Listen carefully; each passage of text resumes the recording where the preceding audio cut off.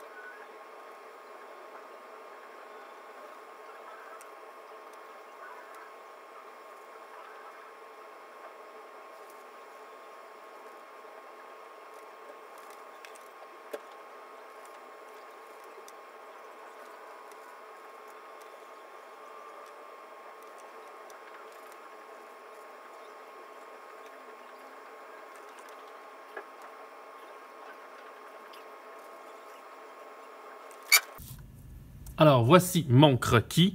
Alors, moi, je me suis dit que je vais me représenter en joueur de hockey parce que j'aime bien le hockey et que avec un C de capitaine, mais parce que j'aimerais bien un jour être capitaine. Avec mon numéro de joueur, je me suis mis, au lieu du petit bâton d'un roi, je me suis mis un bâton de hockey. J'ai fait des motifs de filet. J'ai fait un motif de puck de hockey. Je lui ai mis un gant de hockey. Et qui va séparer mes deux rois. J'ai fait des lignes, les lignes au milieu de la glace qui vont être comme ça. Alors, c'est à vous d'interpréter selon vous, selon une passion que vous avez, selon un passe-temps que vous avez, selon le métier que vous voudriez faire plus tard, selon votre famille, tout ce qui peut bien vous représenter ce que vous appréciez. C'est maintenant le temps de transcrire mon croquis sur mon propre. Sur mon propre, je vais pouvoir encore ajouter des détails et améliorer certains de mon dessin. Ce que je vais commencer par faire, c'est d'abord, derrière mon carton, je vais enlever doucement, sans le briser, toutes les tapes, toutes les saletés qu'il peut avoir. Je vais doucement pour essayer de briser le carton le moins possible parce que derrière votre carton, vous allez reproduire le motif de la carte.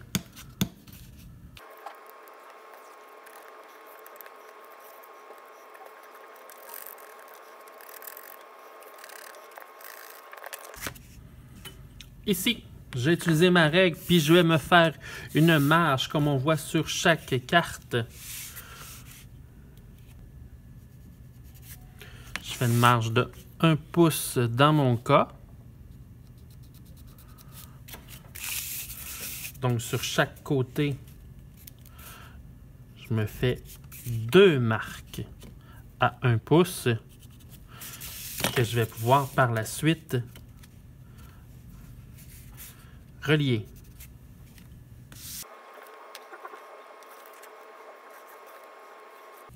C'est important d'y aller le plus pâle possible pour pas que le plomb soit apparent et qu'une fois sur votre propre, ça soit taché et que ça soit pas très joli. Et quand c'est pâle, eh bien, ça s'efface bien.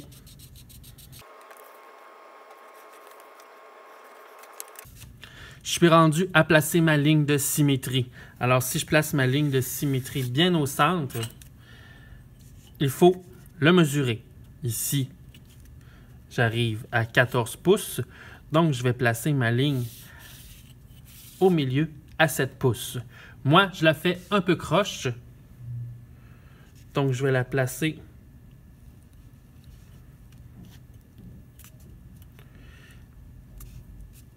je vais la placer ici à 8 pouces et demi du haut. Et je vais inverser de l'autre côté. 8 pouces et demi. Je relie ma ligne de symétrie. Pâle.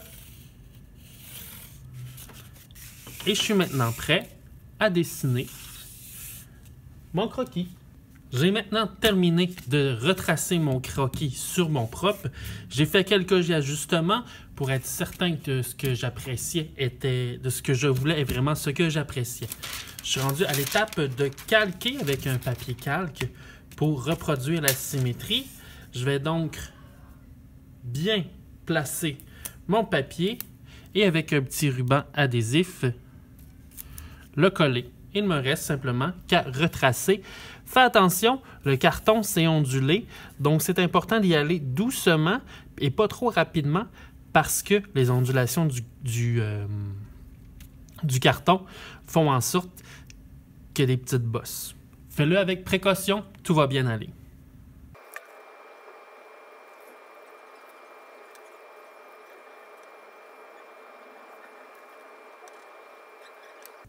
Je viens de terminer la reproduction de mon dessin sur mon papier calque. Et là, doucement, sans... Et j'exagère pas, là, vraiment sur le doucement, tu enlèves le papier collant de sur ton carton parce que c'est très, très fragile comme papier. Il va te rester à trouver le bon sens pour reproduire ton dessin. Et là, dans mon cas ici, là, le plomb qui était sur mon dessin se trouve sur ce côté-ci de cette feuille, mais pas de ce côté-là. Alors, pour reproduire, calquer en symétrie mon dessin, ce que je vais devoir refaire d'abord, c'est de repasser sur mes lignes une seconde fois. Je fais tout mon dessin et c'est à ce moment-là que je retourne mon dessin et que là, je peux repasser sur mes lignes et ça va calquer mon dessin. Je le fais, je te le remontre. Je viens de terminer de reproduire mon dessin de l'autre côté du papier calque. C'est le principe du papier calque, hein? C'est une couche de plomb qui va être, une fois que je vais repasser par-dessus, qui va s'étamper sur mon propre. Et pour y arriver, ben, j'ai utilisé un crayon gras. Ici, dans ce cas-ci, ça va être un crayon 6B, mais ça pourrait être un crayon à 2B ou quelque chose comme ça. Si tu prends un crayon qui est trop dur, comme un 2H, ben, le plomb, le graphite, ne viendra pas sur le papier calque. Quand tu vas repasser, ben, ça va être beaucoup plus pâle et ça va aller beaucoup moins bien. Donc, j'ai mon deuxième côté. Je suis rendu à l'étape de revenir placer au bon endroit pour que mes lignes se complètent mon projet. Je le place bien comme il faut, je respecte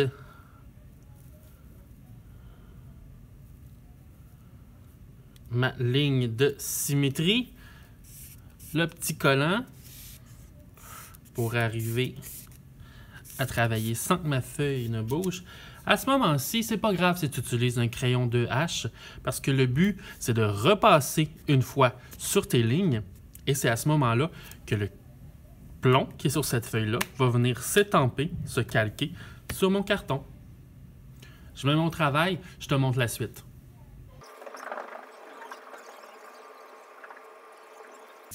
Alors, je te montre rapidement le résultat. Tu vois le plomb qui se transfère. Le carton, hein, c'est bossé. Donc, j'y vais encore une fois doucement, sans trop peser fort pour ne pas déchirer cette feuille-là. Et je passe exactement sur la même ligne pour bien transférer le plomb d'ici à mon propre. Un petit truc pour toi, regarde sur ma zone ici, j'ai beaucoup de détails. Puis, je ne veux pas perdre de temps à reproduire toutes les lignes. Donc, pas de problème à crayonner comme ça par-dessus, partout. Comme ça, en passant sur toutes mes lignes, ben, ça va beaucoup plus rapidement que de passer sur chacune des lignes avec précision, etc. Donc, sur des petits détails comme ça ici, là, je me gêne pas. Je viens de terminer de passer partout, enfin, je crois, pour m'en assurer. Je vais décoller seulement, encore une fois, doucement, un côté de mon papier et je vais vérifier si j'ai pas oublié quelques détails. Moi, je m'aperçois que j'ai oublié mon œil ici et des lignes dans le bas. Donc, je le refais, simplement. Voilà, j'ai terminé. Évidemment, le côté que je viens de calquer est beaucoup plus pâle que le second. C'est à moi d'en profiter parce que c'est toujours plus agréable d'avoir du plomb très pâle qui s'efface beaucoup mieux que du plomb foncé. Mais le côté moins agréable de ça, c'est que ben, je vois moins mes détails. De toute façon, je peux revenir repasser une autre fois pour m'assurer de fermer et de bien voir les détails qui me manquent. Et je viens aussi arranger quelques endroits où est-ce que bien c'est pas parfait ma symétrie. Mais j'en profite avant de passer à l'étape de la couleur. Voilà, j'ai beaucoup avancé mon projet de carte.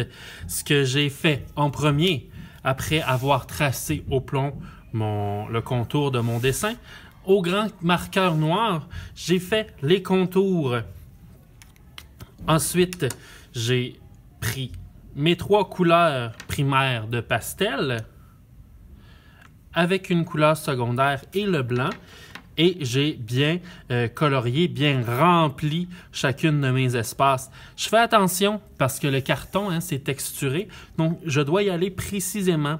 Et pour être encore plus précis, je peux, avec une aiguisoire, arriver à aiguiser mon pastel et à aller faire chacun des petits détails qui se trouve dans mon projet sur les petits espaces. Donc, c'est peut-être un de mes conseils lorsque vous allez dessiner votre projet. Essayez de ne pas trop faire de petits dessins. Et ça va, c'est possible de repasser en crayon noir sur le pastel, mais bon, le résultat n'est pas garanti, n'est pas si extraordinaire que ça, parce que le pastel, c'est gras, et puis le feutre aussi. Donc, on essaie le moins possible de se fier là-dessus. Et si notre marqueur devient sale, ce qu'on peut faire, c'est que sur une feuille, on vient simplement le nettoyer.